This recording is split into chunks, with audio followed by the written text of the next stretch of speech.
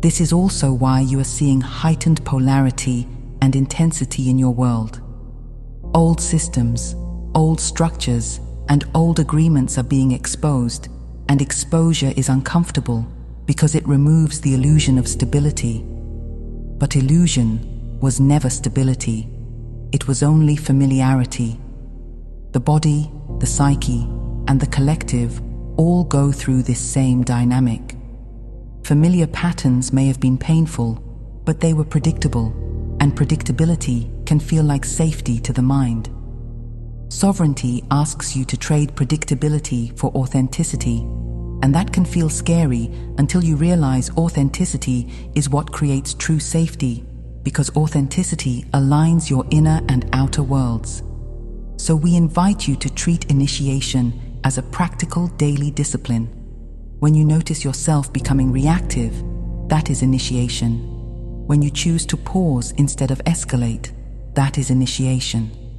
When you feel the urge to numb, to distract, to scroll, to consume, to overthink, to fantasize about leaving your life, and instead you take one conscious breath and come back to your body, that is initiation.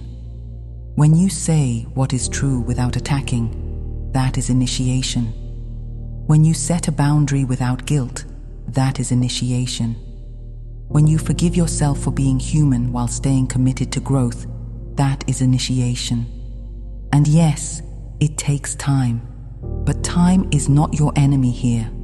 Time is your ally, because repetition is what rewires the system. And a sovereign being is not created through one moment of insight, but through many moments of alignment. And as you accept that there is no shortcut, you also begin to accept that trust is not an idea you hold, it is a muscle you build. And that muscle is strengthened through lived experience, through choices made without guarantees, and through movement that arises not from certainty, but from resonance. We want you to consider trust not as a belief system, but as a mode of being, because many of you have tried to think your way into trust, and the mind will always find reasons to hesitate, because the mind's primary function is risk management, and it cannot compute the full range of potentials available to a consciousness that is evolving.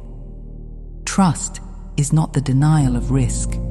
It is the willingness to be present with life as it unfolds, and to respond from your deepest alignment rather than from your greatest fear. And when we say that trust is a threshold, we mean that there is a point at which you stop requiring certainty before you take action, and you begin to realize that action is what generates clarity, and movement is what reveals the path. Many of you have experienced moments where you felt guided to do something that did not make sense to your mind, perhaps to leave something behind, perhaps to start something new, perhaps to speak an honest truth, perhaps to step away from a social group, perhaps to change your daily habits, perhaps to simplify your life, perhaps to prioritize your health, your creativity, or your peace. And the mind responded with a list of fears. And yet, if you have followed those moments of guidance, you have often discovered that the fear was not prophecy, it was conditioning. And beyond that conditioning was a larger version of you waiting to be lived.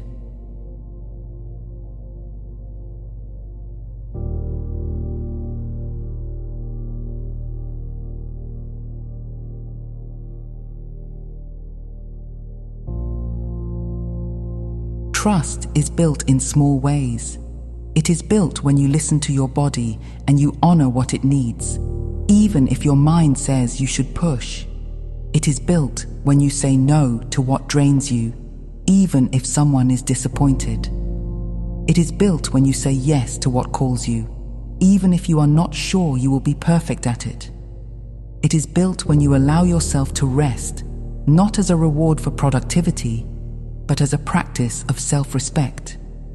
It is built when you handle your money with presence rather than avoidance, when you look at what is real instead of fantasizing or fearing, because sovereign consciousness includes a mature relationship with the material plane.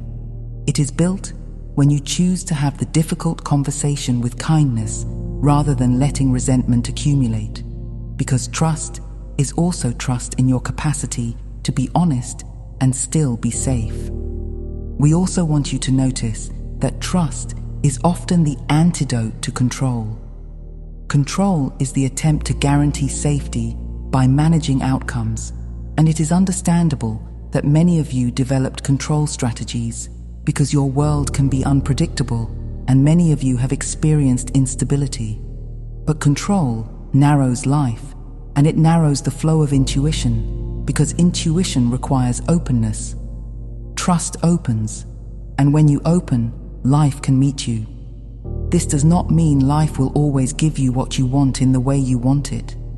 It means you will be able to work with what arises more skillfully, more peacefully, and more creatively, because you are not fighting reality, you are participating with it. You may also notice that the more you trust, the more synchronicity appears, not as magic, but as responsiveness. Because when you are aligned, you make choices that allow your reality to reflect that alignment. You notice opportunities you would have missed. You meet people you would not have met. You feel inspired at times you used to feel stuck. You begin to sense that the universe is not a distant force. It is the mirror of your state of being. And as you build trust, you stop relying on prediction because you realize that the present moment contains far more guidance than the future ever will. And you begin to relax into the simple truth that you are not meant to control everything. You are meant to co-create consciously. And as trust deepens, sensitivity rises because you are less defended, and less defended means more receptive, and more receptive means you will feel more, sense more, and notice more.